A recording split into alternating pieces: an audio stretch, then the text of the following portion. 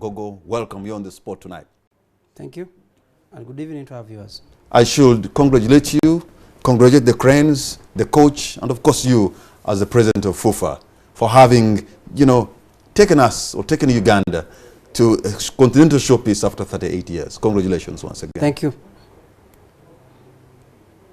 Immediately after, the players had been promised $10,000 each. Have you made good on that promise? Throughout the campaign of Africa Cup of Nations 2017, at the beginning of it, we sat with the players and agreed on a structure of their payment, their bonuses and allowances throughout the campaign. And we have played 6 games. The structure was simple: $2,000 for every win you get, and $1,000 for every draw, and $500 a loss. Because even a loss, yeah, because you have appeared. It's an appearance. You have come from wherever you have come. Now, before Comoros, we made sure that every single player is paid, and there was nothing outstanding. I repeat that. There was nothing outstanding before Comoros due to the players and the coaches as far as the AFCON 2017 was concerned. What was the motivation? We thought, let us give it our best shot. Everybody has been settled. Can we go into the game? So what do they win? For the Comoros win, they still qualify to get the $2,000 because it was a win. And that has also been paid. What remains the $10,000, which is the qualification bonus, which will also be paid. We sat down with the players. They know how we pay them. I'll just tell you that before the Comoros game or around the Comoros game, each player was paid $4,000 US. In Ugandan money, that's about 13 million Uganda shillings. Each individual player. We sat down, we agreed. Now, and every coach was paid $5,000 in total before the game and immediately after the game. Now, this was agreed as a strategy that can we get the qualification? We could have done very many other things. But I'll tell you one fact, only one fact, that to play the game against Kenya that friendly, as a federation, we could have decided to say we don't have the money. But what did we do? We spent 150 million Uganda shillings, that international friendly to be played. It could have paid a number of things, but we thought, can we give our best preparations to the preparations such that... Mr. Magogo, yes. Was there a promise to the Uganda Crane players that after the whistle, if they won the game against Comoros, yes, they would be paid $10,000? After the whistle? Yes. No. Qualification? Yes. We run a cash flow like any other institution. They have made you qualify. They have qualified. They have made us qualify. Yes. Don't say they have made me. They have made us qualify.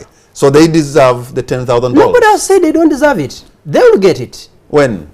When the cash flow allows. We operate a cash flow. Do you know how much money we are talking about? It's 1 billion Uganda shillings. Where does FIFA get this money? From its own sources. Where do other countries that are playing football get money? From their governments. Today we are hearing DRC when they qualified. Who paid them? Was it the FIFA president? Was it the federation? It was government. There is no other country in the world playing football at that level where the federation pays a single shilling for the national team. So it is here. Why would you make a promise that you cannot make good on? Who said we cannot make good on? It is a cash flow which we manage.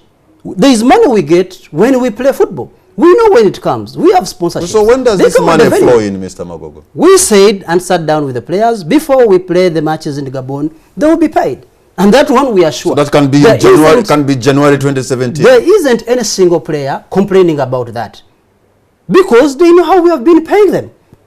Now, even before the glory or the gloss of the glory fades away, I've also had the grumbling from the side, not directly from Mr. Micho himself, but from those around him, that he has not been paid 235 million Uganda shillings. That is, first of all, absolutely wrong. It is indeed true the coach has some money that we owe, but it isn't that much.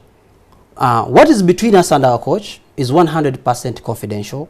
The fact is that there is an amount which is owing. Which amount will be paid? I'll tell you that we decided, and we sat down with the coach. We sat down with the coach. We agreed that can we give our best means to qualification. It was to his benefit. It was to our benefit as a nation. We said, can we direct the resources we have to qualification.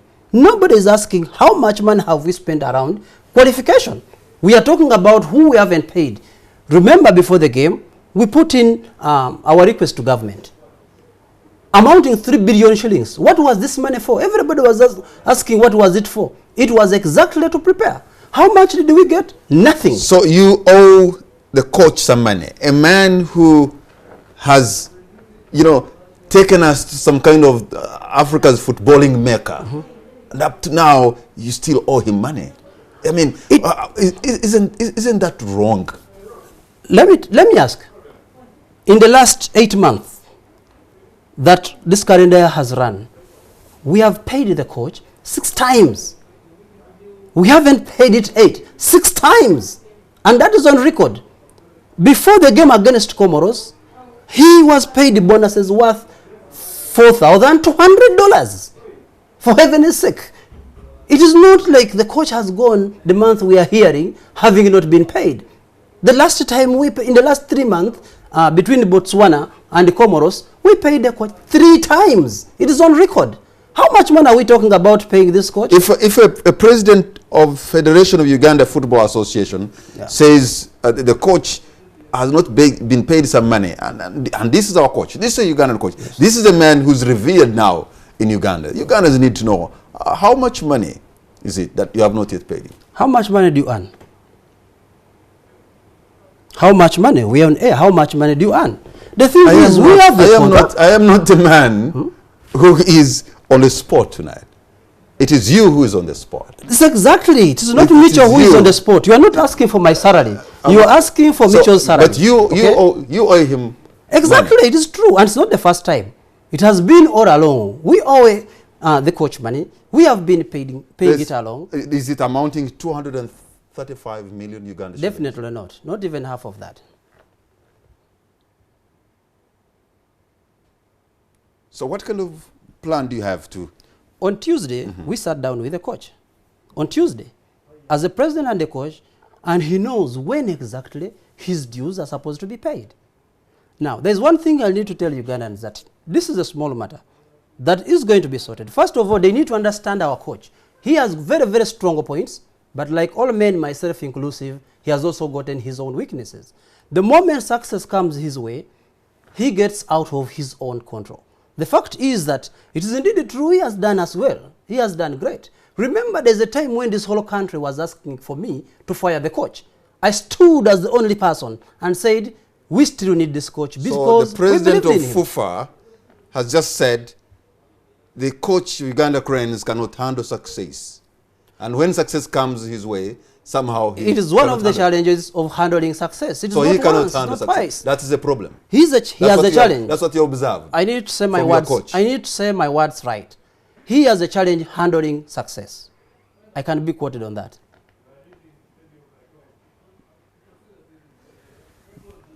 Okay, let's move on. We are going to Gabon next year. Yeah. How can we avoid becoming the whipping bag or the punching bag, if that may be, when we reach there? You reap what you sow. It costs money to prepare to play at that stage. And like we have always said, we use the resources that we have. And the kind of resources we are talking about required at this stage is not any federation that can have. We have seen the best footballing nation in this world, on this continent. We have been just talking to the Zambian people. They tell you, if you have less than $2 million, don't think of any performance at that level. It's the experience. We are going there for the first time since 1978. What have we done? We are engaging the people who have been there. What are we doing? We are trying to understand what is required. And is there any federation that can have $2 million in 4 months to prepare? No. Do we need a good performance at the Africa Cup of Nations as a country? Yes. What do? There must be an investment done as a country, not as a president, not as a federation. So we choose, we sow, we reap what exactly we sow. So in $2 million, if it is given to Fufa, what do you do from between now and 2017 exactly? There are a number of processes. The way that team, if you look at this team, the way it has been prepared before, remember we were playing qualifications. Now we are playing the finals. The period you are given these professional players is over half a month. It is not 2-3 days that you have. The international friendlies you play, the camping that you are supposed to do outside of this country, because you have to go and acclimatize close to the country where you are going to play, maybe in Cameroon or the countries there around. If you look at all that, it can't cost less than that. But once again, like we have said before, we shall work within the resources we have. If we are funded by government, definitely we shall put up a performance, I can guarantee So that. the Uganda cranes in Gabon won't be tourists, they will be serious contenders, will they? Depending on the investment we make. If we invest in terms of money, how much money we invest, how much preparations, which means how much money we invest, definitely we'll put up a show. We have beaten the biggest countries on this African continent. Ghana, the last time we beat them in Ambole, they played the finals of the Africa Cup of Nations and lost on penalties. So we believe in terms of footing, we can take on anybody on the African continent if we prepare very well. So you have beaten Nigeria before, Ghana, South Africa, with the small envelope, small pass. So no, it depends on what competition. You have shown us at some point. It depends on what. It's not about money, it's about other. And that's the mistake we make as a country. That's a mistake we make as a country. I don't know why as a country we dilect the expenses of the national team and we find it very right for those expenses to go to the federation. Everybody, yourself inclusive, you have just said. We find it very right. It is 100% wrong. Nowhere on the African continent, you are finding a federation financing a national team. We are financing a national team 100%. It is a miracle. The way we operate, we should be celebrated. By the way, it is 40 years, 38 years since we played at the Africa Cup of Nations. We have just qualified. It's not more than 4 days ago that was done. The country is supposed to be celebrating. We are supposed to be happy.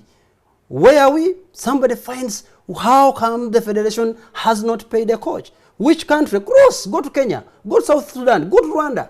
Where is the federation paying a coach? Why do we find it right in this country to think the federation should pay a coach? By the way, how much money is it? It's over 500 million Uganda shillings per year. Where does that federation get this money? Remember, we pay the allowances, we pay the bonuses. I've just told you for only this game of Comoros, every player walked away with over 13 million Uganda shillings. So the federation, it's totally under your docket, and you've been managing this for quite some time. Mm-hmm. So are they not listening to you? Are you not causing any influence? You have a minister, you have a whole ministry.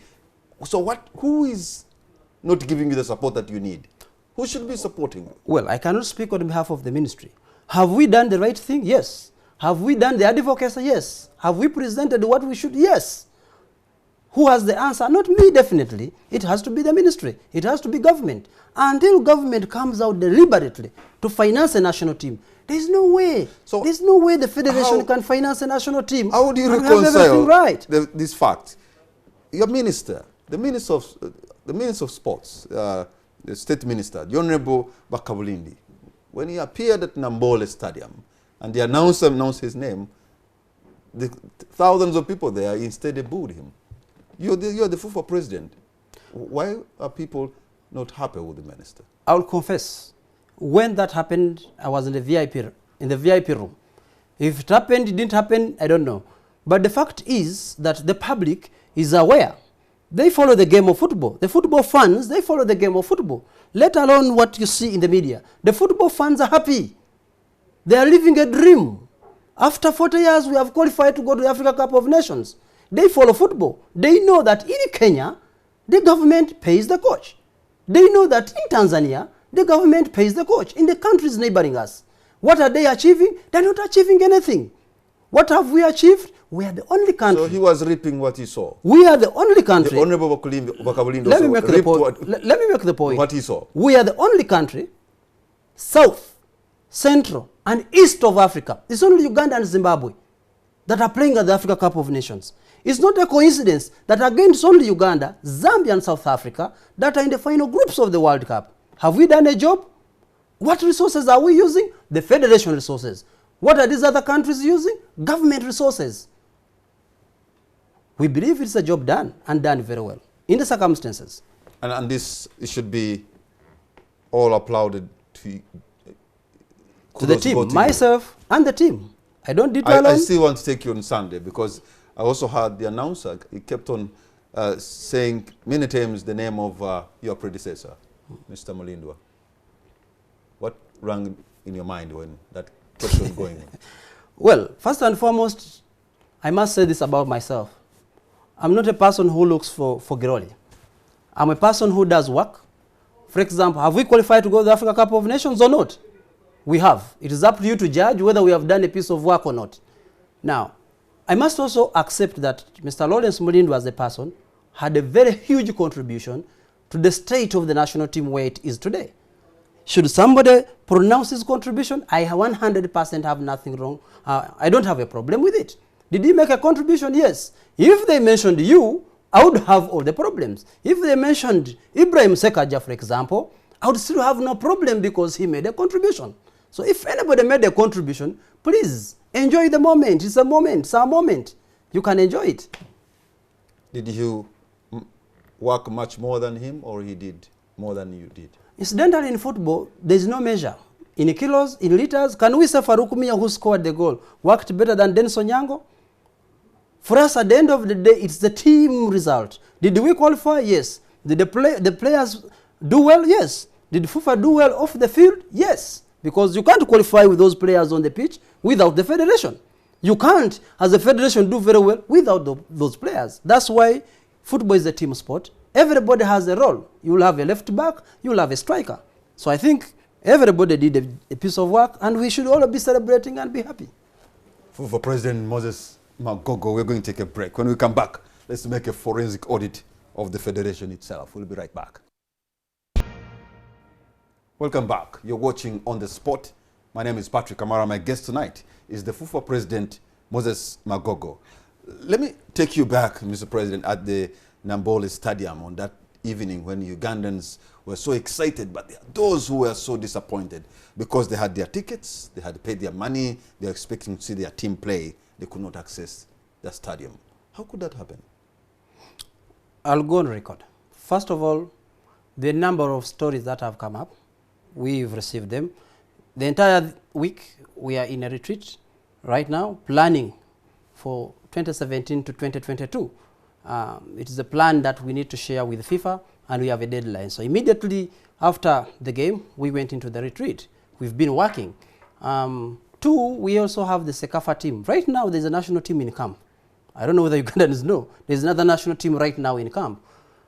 So that took our time. The reconciliations of the ticket sales, what was sold, is being done. Probably by the end of the week, it will be completed. The fact is that as a federation, we printed the tickets. And you need to understand the whole procedure, how it works. That when we print the tickets, at the gates, the number of people, it's not only the federation. There's the police there. There's the stadium there. There is the federation there. There's the URA, Uganda Revenue Authority, collecting every piece of a ticket for them to be able to calculate the tax. So that at the end of the day, they know exactly how many people enter the stadium. And for us, we are very comfortable. We are aware that whatever was collected by URA in terms of tallying will eventually be counted. That's what's normally done. And at the end of the day, we establish how many people came into the stadium. In terms of a number of people who remained outside, we have one problem. And this is the culture we need to bring up. We would like to encourage our fans to come in early, to come in and access the stadium early enough such that they can be able to be treated at the gates. If I've paid for my seat, Nambole, yes, as an infrastructure, is actually a disaster waiting to happen. You know why? If 200,000 Ugandans wanted to enter that stadium, they will enter it. There is no infrastructure that can stop anybody if people decided to enter. And that's what happened. Now, the police closed the gates. When they closed the gates, people pushed. They opened the gates and broke down. And how many people entered using the broken gates? Two. The infrastructure itself, there are no seats in that stadium. Are you saying, is the Fufa president saying that there was laxity on the side of security, or there was compromise on the side of police or URA or Nambole management Fufa inclusive. Team? Fufa inclusive.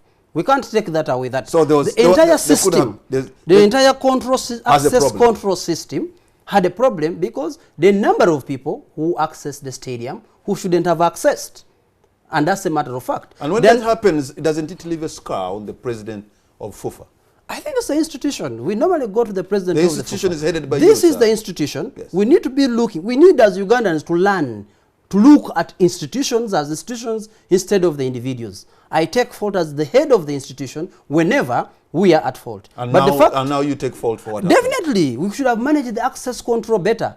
Did we print more tickets? That is absolutely wrong, incorrect, and we are open to anybody to prove that if it happened. Are there fans who didn't access the stadium when they paid and they should have accessed? Yes, there could be a few cases. And who closed the stadium? The police decided to close the stadium. When they closed, what happened? They broke it down and still people walked inside the stadium. But now, you say, here is the challenge. You've just said you take responsibility as Fufa president for that. I think every institution that is involved in access control, and it's not only the federation, access control is done by the security. Access control is done by the federation. Access control is also involved by the Uganda Revenue Authority. Access control involves a number of players. Do you now feel you could have prepared better than? Definitely, we did a lot of preparations, but we also let down by the infrastructure. I can give you one example. There's a time I took a Fande Felix Kawesa, myself, and I took him to a place where a policeman who had been installed to guard access control had removed one of the bars and was collecting money for everybody who is walking in the stadium. And I told him, here is the policeman. Look at what he's doing. He's collecting money from people who are walking inside the stadium. Now, these are the security people we bring around to help us in access control. But the challenge is that the infrastructure of Nambole. So what did you do that? How did you follow it up? I did it. I reported it who was in charge, and that was the person. What happened next? Let him answer.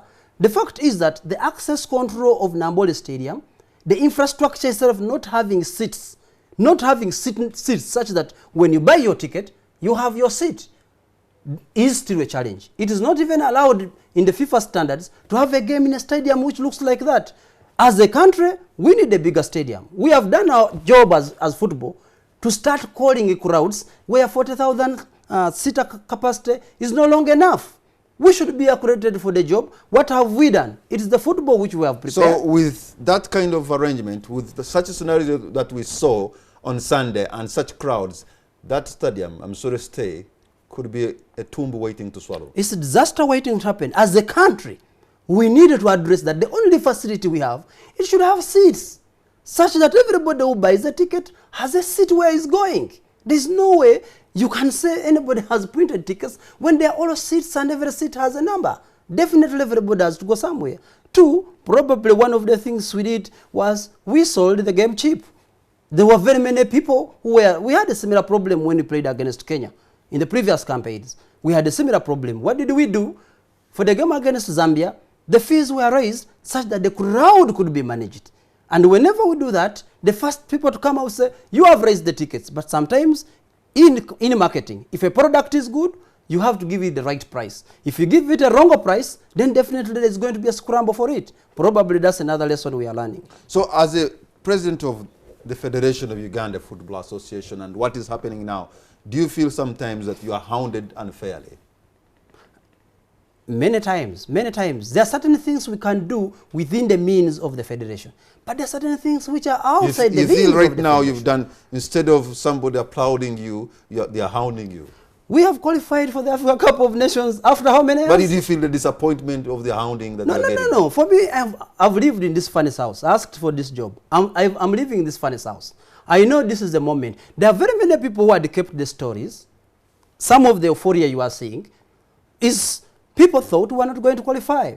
Now, it is a situation that there are some sections of the media, renowned, consistently predicting failure, we can't make it, we can't do it. Right now, they are the advocates. There are some people who say, fire the coach. You should fire the coach. Today, they are advocating for his salary. Are these people fair? You have had people ask you to fire the coach.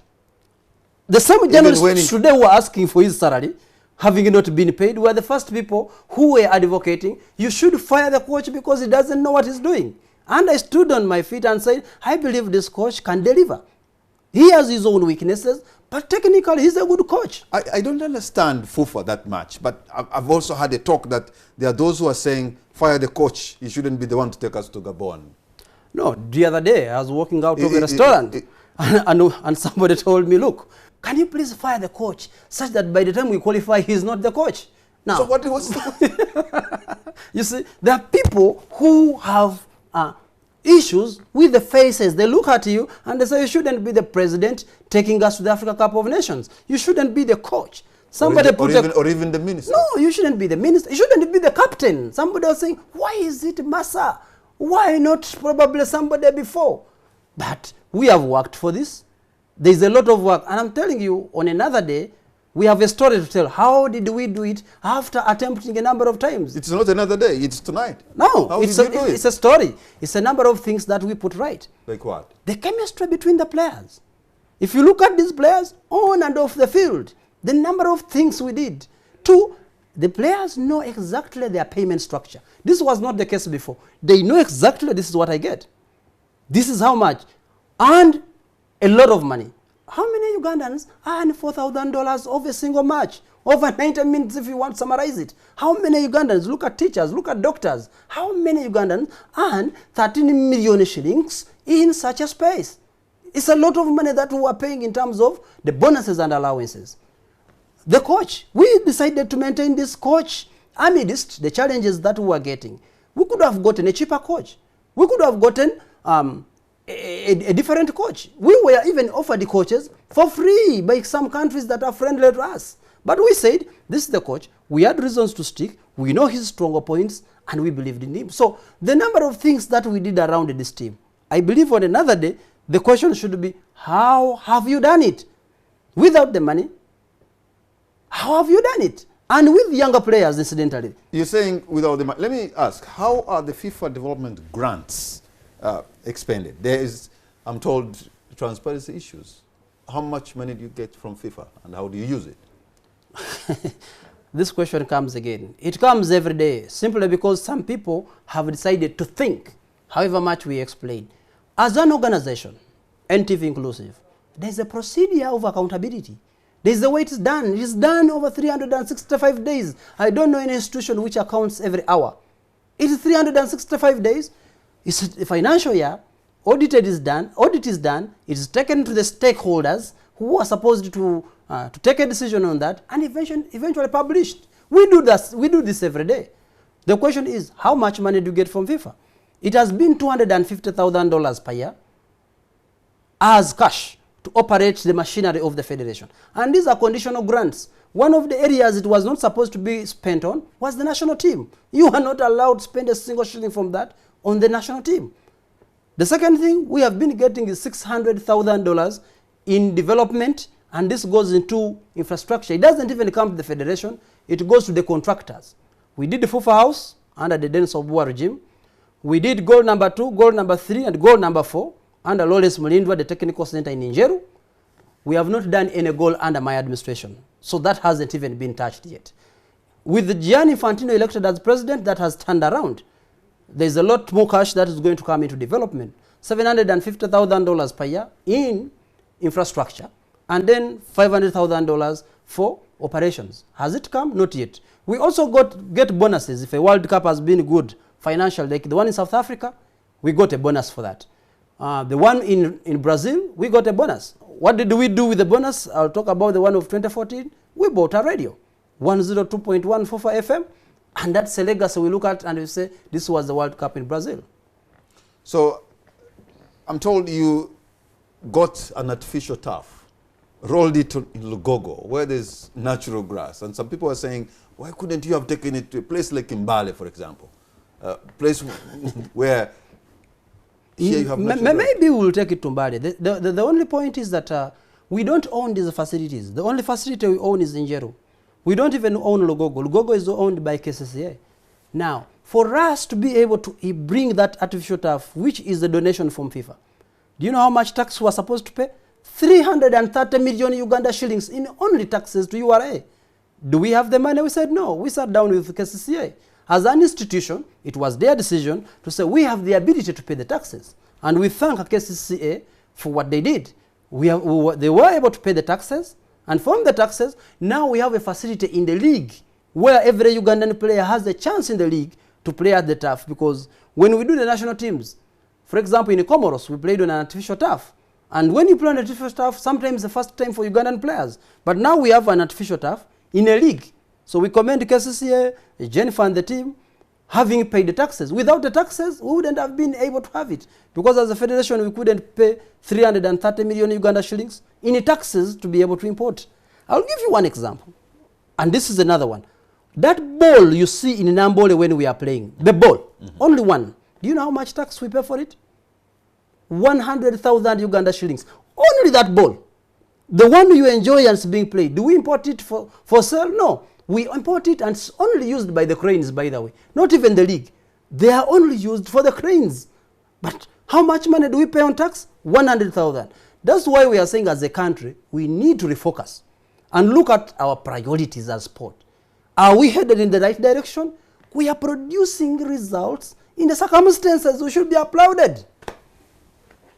So now, what is your plan to develop the talent at the grassroots? Because you have reached this level, but if you go back, you do deep, you know, do Paraka, and the other day we had our friends from Masaka do what they could. How can you keep getting talent that is? No, you need to look at our 2017-2022 plan, which we are doing right now. It's a very, very, very good plan. We are looking at a number of areas to improve on revenue, because everything you do, it requires revenue. So we're also looking at how do we improve on revenue? How do we do advocacy with the government to try and look at areas we need support from government, like infrastructure, like legislation, the laws, and all these things. But at the same time also, how do we build on our own clubs to make sure that they are financially viable for them to continue operating as professional clubs and develop the players from the right ages? It's a full strategy.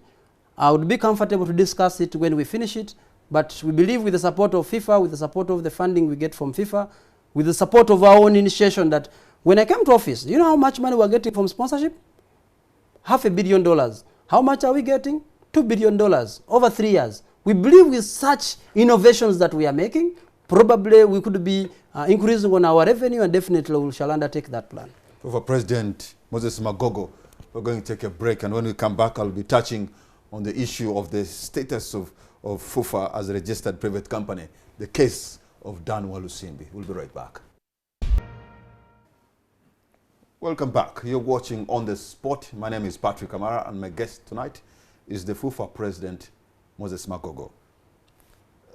You know, tonight you can, this is the moment when you too can pick that, call us, the numbers are on the screen there, and then ask President of Fufa, Moses Magogo, any question that you could be having, because this is about you and this is about us. Now, there's the question of the status of Fufa registered as a private company limited by guarantee, which poses hurdles. You are trustees, yet the person with the Fufa legal document, I'm told, which is the certificate of incorporation, is a gentleman called Dan Walusimbi. So what is the question? How do you handle that? If it is registered as a private company and the other guy has a certificate of incorporation, so who is who? It is it's a bit of a long story, but in summary is that the Federation of Uganda Football Association, which started in 1924, is made up of members, and these members must be people who have agreed to come together, and we are 32 members, and these 32 members take a decision of their direction. Even me as the president, I'm made the president by these 32 members. If you have anything to say about the presidency, about the statutes, you have to be a member. If you are not a member among the 32 members, then probably you're talking about something else. Now, is Fufa... Who has the certificate of incorporation? Of what? Of Fufa as a registered private, as a registered... First and foremost, the members that compose Fufa took a decision to register a company limited by guarantee. Is that allowed in this country? Yes. Because anybody can associate the way they want. Is that allowed by that time? Was it allowed by the sports laws of this country at that time? Yes, because there was no law barring it. After that was done, the ministry came out with the laws in 2014 saying, for you to operate as a sports federation, you shouldn't be a company limited. We said, fine. We recomposed ourselves again as members, 32, without one missing. And we said, okay, we composed ourselves into an association. And at the same time, the 32 members own a company at that time called Fufa Limited. This company, why are we doing all the things of Fufa Limited? It's because the ministry has not done the law of the modern times. The 1964 National Council of Sports Act, even the minister confesses, it's archaic. What does it do? It doesn't allow. Is it hard to talk to Mr. Walusimbi to give you the certificate? I don't need it. Why do I need it? Aren't we operating? We don't need it. Maybe he needs it. Why do I need a certificate? It is up to them. Are we operating? The day anything stops, the day there is anything that stops us from operating, that will be the challenge. But at the moment, you want to call yourself, you want to call yourself a FIFA president? Go ahead. Are you going to stop any of our activities? The day any of our activities, the league, the national team, and all that, are going to be stopped. That's when we shall come to a challenge. By the way, as a conclusion, nobody in this country can use the name FIFA without our authority. Mr. Walusimbi, how did he get a certificate? That is his business. But getting down to the law, and if that's what we want, the point is that we don't want to take that route because there is no purpose. There is totally no reason why we take that route. Are we delivering football? Yes. Have we played and qualified with the Africa Cup of Nations? Yes. Is that what the fans want? Yes. Is the league going on? Yes. The day that stops is the day we shall come up to challenge whoever wants to call himself the way he wants. So, as far as we are concerned, we have done what the National Council wants us to do. They wanted us to be a trustee. We said, okay, what do you want us to do? They asked for every submission. We submitted to Council. We said, here are your submissions. Do you want anything from us? National Council says, no, we don't need anything from you. We'll get back to you. We are waiting. Okay, let me open the lines. And I'm told it is buzzing with many callers from across this country and perhaps beyond. Let me take the very first call online. Hello. Hello. Good evening, sir. What's your name and where are you calling from? Good evening, Mr. Kamara. My name is Andrew. Yes, Andrew. I'm calling from Makinde. Makinde, you're on air. Go right ahead, sir. Congratulations, Mr. President. Thank you. On the achievement. You know, you told 2019 Cameroon, but now you make it earlier. That's an achievement for you. Congratulations. Thank you. I want to touch just 2 or 3 things. Number one, Micho's salary. That should be a no-go area to say, I'm taking 2 months without paying a coach. That is wrong. Please, whatever you need to do, someone's salary should be paid outright. Even if you are one in a moment, you must be paid.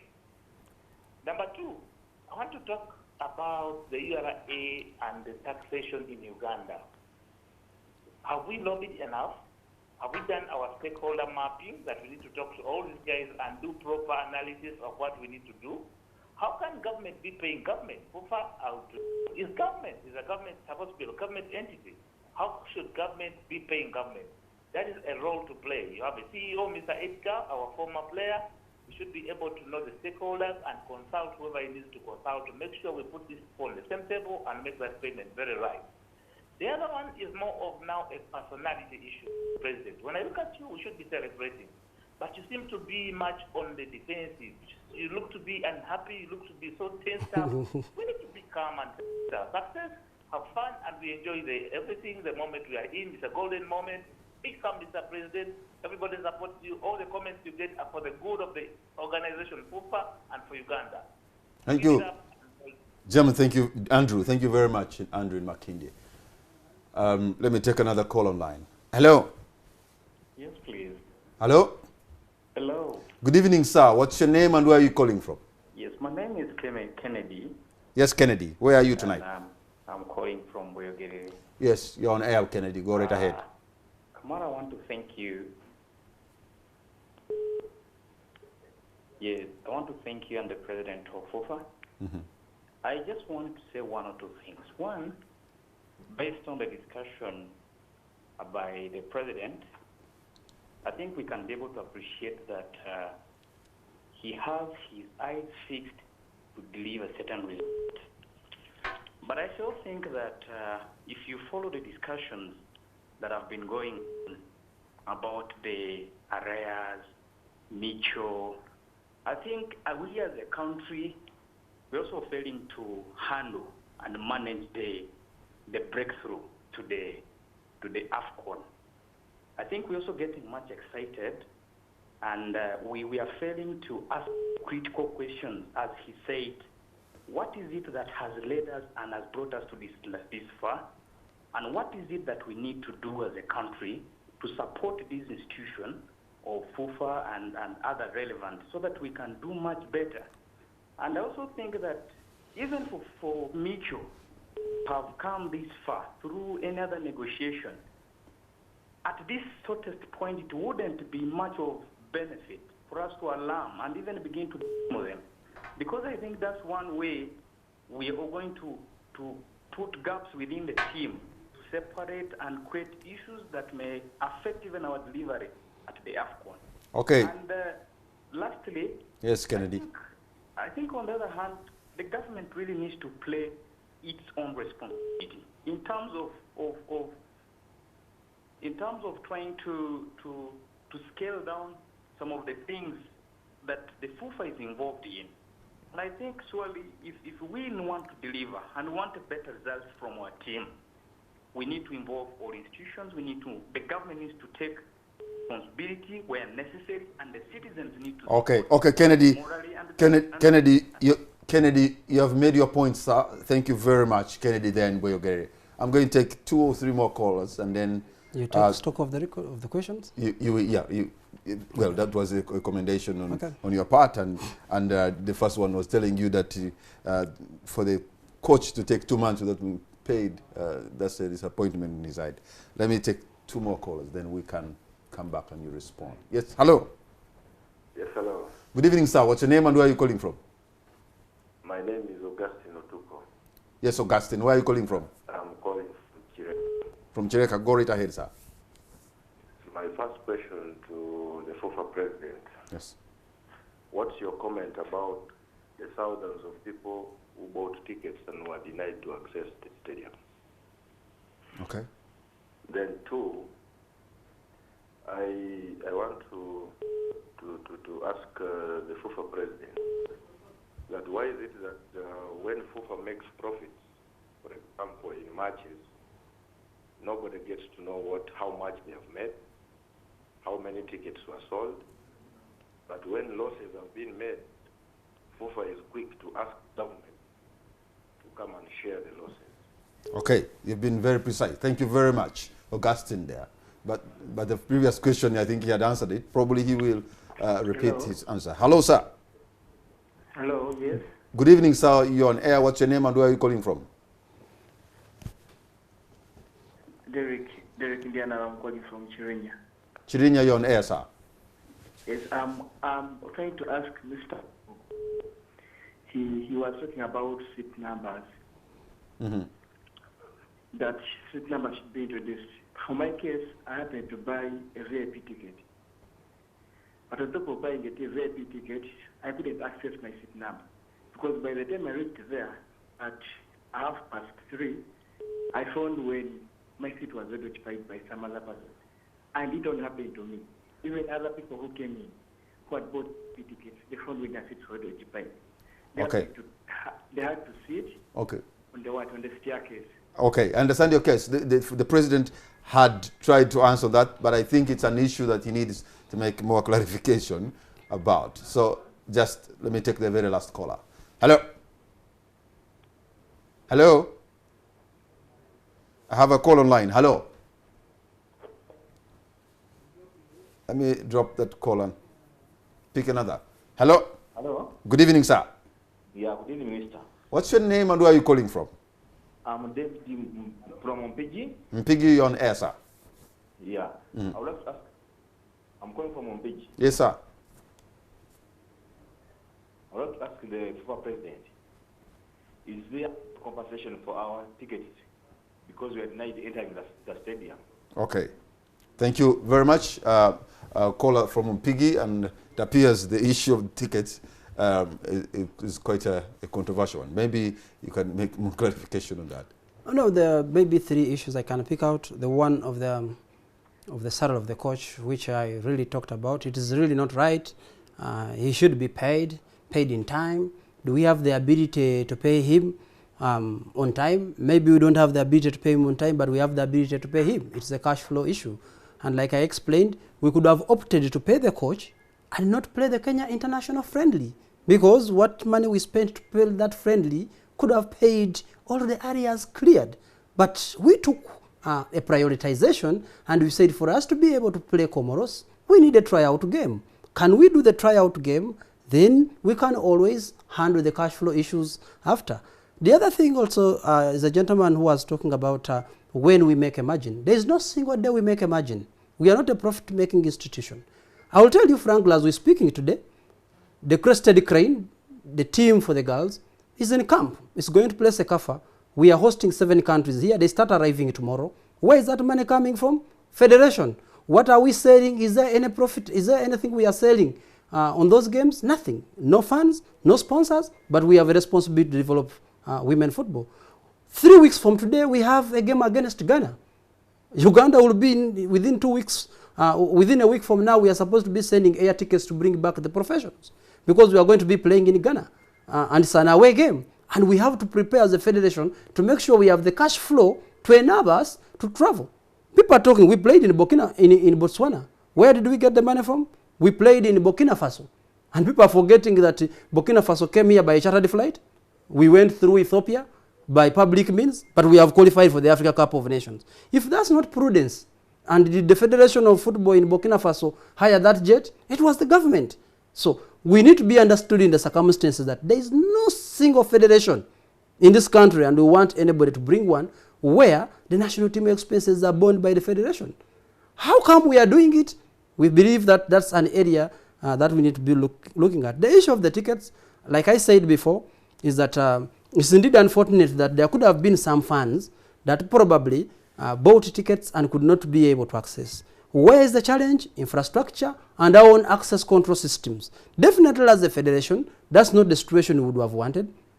And on behalf of the institution, I take responsibility and say we need to perform better. Next time, how can we improve on the access control? We are also let down by the infrastructure itself, that the way Nambole is constructed, the way it is in the circumstances, and the more the Cranes is going to the World Cup, to the Africa Cup, meaning that's drawing more funds into the stadium, it is a disaster waiting to happen until there is a deliberate effort to put seats in that stadium, to put proper gates where people can walk through, to put proper turnstiles whereby tickets can be done by scanning, like it's done in all the stadia around the world. You come with your ticket, it's barcoded, it is scanned, turnstile opens for one person. There's simply no way we can have the issues we have. So we are not in the position to solve some of the challenges we have. That's the only facility we have.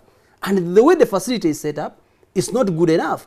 The seats we are talking about and the seat numbers, it was Fufa that went to the stadium manually and tried to put the seat numbers on the few seats. Then we also realized that you put a seat today, the following day the seat has been plucked and it's actually empty. So there were even people who had the tickets with seat numbers reaching there when the seat had actually been removed. So it's an unfortunate incident. We believe that we should have performed better. We take responsibility as an institution, but we'd like to take a plea to our fans that in such situations, we try to make sure in the future they don't happen. But as a matter of fact, it was way beyond. The reasons being presented that we printed more tickets, there were actually more fans in the stadium that accessed that stadium without necessarily paying. So taking off because the gates went down, the security people allowed in some people, there were a number of people getting in the stadium. That alone explains it. But in the future, we want to perform better. So now, you're talking about the issue of funds and that it's only the federation which is meeting all the costs. And yet, when you look into the other countries in Africa, government is putting in money. Is there any constructing engagement you have with the government so that they can do what other nations are doing? We are a country. We have done our part as a federation. We are all taxpayers. I speak as a taxpayer. When you are coming here, you pay the taxes, you take fuel. We are a sector. We have seen all other sectors of this country being taken care of. The government has done very well. Infrastructure, the economy, education, all these things, there's been some recovery from the times of the past. However, sport, we are taking the wrong direction. And nobody is looking at it that way, that the little infrastructure, the stadia we had, they're all going down. We can no longer plan international game in Achivubo. It has been condemned. You know, Nambole, look at the way it is. Very soon, it's going to be condemned. So as a country, we need to be pushing. Have we engaged the right people? We have. We have sat down with the Ministry of Education and Sports. We have engaged the possible people we can get to, and we have put our case on table. Are there any solutions? I think that's not my question to answer. So there is an issue of James Ahebwa, yes, which I need more to be enlightened on, that he had two sort of age, and that caused the problem in Rwanda. How did that exactly happen? How did that happen? This is a player, and again it comes back to the systems of the country. You know, football does not live in isolation. Up to now, I ask myself, how can you get two passports? In proper systems, when you have one passport, you shouldn't get another. And FIFA does not control who gets passports. Now, we get these players and bring them to play for the national team. You ask him, do you have another passport? I don't have. This is my first time. Okay? When were you born? It again not us. It is the players. It is the birth certificates of these players. We don't again produce them as a federation. That is a national, those are national facilities that we also bank on. We get a passport for a player, and incidentally, this player submitted 2 dates of birth. By the way, they are not over age. 2 dates of birth, all indicating that he's eligible, but 2 different dates. Now, in our system at the federation, there was somebody who was supposed to be submitting this information on behalf of the club, and that's Vipers Football Club. So submitted in, let's say, date A for the player. Then, when the club, Vipers, was playing, it traveled to Nigeria. And the player was using that same passport, which he was using for the national team. And he remember he was playing for the club. But the license which he was supposed to get from CAF, submitted, this information was gotten from the club, submitted to CAF, was a different date. So that mix of the dates, according to the CAF regulations, you should have 1 date of birth. And when a player has 2 dates of birth, whether they are below 20, all of them, there is a challenge. Where do they get this information as CAF from? They got it from the club through the federation. Where is the passport obtained from? It's obtained from the National Passport Office. Now, the clash of the dates between the CAF license and the passport, because that's the challenge. But we are trying to address this, and it's a very, very big challenge to address it. We are starting up a system whereby we need to capture the dates of birth of these players as soon as they kick football, in the academies, in the primary schools, the secondary schools. Does the federation have this kind of infrastructure? It is a challenge. And that is part of our strategic plan that we are coming out for the 5 years. And lastly, Mr. President, what is the vision of your presidency? What do you want to achieve at the end of your tenure? A professional football industry for Uganda, whereby we have clubs that are able to employ Ugandans and probably non-Ugandans to play football at a fee, as players, as coaches, as CEOs, as an industry. We want our league to be the top league in Africa. I believe that the day I see that, the rest of the things, I keep telling people, qualification to the Africa Cup of Nations is an indicator of development, but it's not development itself. You know what we have done? We have an under-17 league for the first time in this country. This is the 3rd year it is playing. Under-17 league. You are not going to see those products in 2 years. We have a women league, women elite league in Uganda for the first time. We have trained over 500 coaches. When I came into office, there were about only 28. At the level 4, they're supposed to be in the coaches for schools. They were coaching Super League clubs. But right now, we have over 500 qualified coaches, over 38 for only the Super League level. So I believe that when we do some of these small things we are doing, the fruits, they don't have to come when I'm the president. But I want to be home, in my country home, and I look and say, well, we have won the World Cup. And I'm sure I started that. I was part of that. That will make me happy. You are fixated on 2019 when you came in, that you still... It's not a fixation. It's a reality. Why are we saying it's a fixation? Until it doesn't happen, that's when it will be a challenge. It is not yet 2019. And we said why qualification... Why did you choose that date, because, that timeline? Because of the challenges that encounter somebody to qualify. I even I gave 80 pillars. That without us addressing these 80 pillars, even 2019 we can't qualify. This must have been a pleasant surprise for you then. It wasn't a surprise. We have worked for it, and we believed we could get it. But we don't want to qualify to go to the Africa Cup of Nations like Ethiopia, like Kenya, like Rwanda, and they can't go back. You need to understand how they go to the Africa Cup of Nations. If you are in the top 12 African countries, you will always be given a group. And when you are given a group, they will give you weaker opposition in that group. And that guarantees you qualifying to the Africa Cup of Nations. Right now, we are ranked number 14. Haven't we worked very hard? When we got the Africa Cup of Nations, probably we are breaking into the top 12. When they do the draws for 2019 and we have a group, and we are not pot 2, we are pot 1, then they'll give you probably another Malawi, another Swaziland. Another Comoro. By the way, Comoros is an emerging team. It's an emerging force. In the 6 games, if you asked me, which were the hardest games, in the 6 games we played in the qualifier, it was Comoros away and Comoros home, not Burkina Faso. Okay. Thank you very much, Fufa President Moses Magogo. You are quite a man full of adrenaline, aren't you? And after all, we're talking... I still have the energy on my side, don't I? You're still a man of adrenaline, and I think it's very evident in everything that you say. And no, I work. I work for football. One of the callers said this is the moment when you should be enjoying it, but I am. But I'm naturally a person. That was his observation. I am, but I'm not a person. Naturally a person who gets excited. Even at home, when I get back, it's an achievement. It's the other day, my son prepared a cake for me with Coach Micho. Actually, said I want to see Coach Micho. He came home and he gave us a good cake, and it was a pleasant surprise for us. He was saying, "You are the best. You and the coach are the best," and that was a happy moment for us. I'm told the Coach Micho is actually watching this show. What was your message to him, especially in handling success? I've told this. By the way, I've told this to his face that, look, Coach, you have a problem handling yourself when you succeed.